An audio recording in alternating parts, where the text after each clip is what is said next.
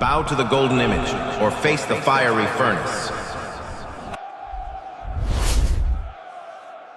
O Nebuchadnezzar,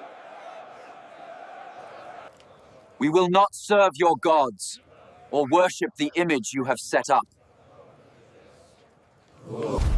heat the furnace 7 times hotter.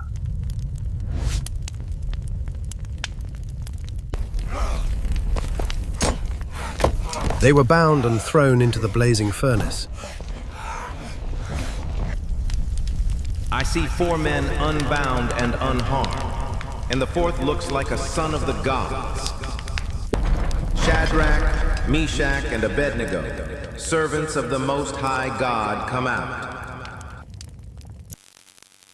They saw that the fire had not harmed their bodies. Not a hair of their heads was singed. Their robes were not scorched. No other god can save in this way.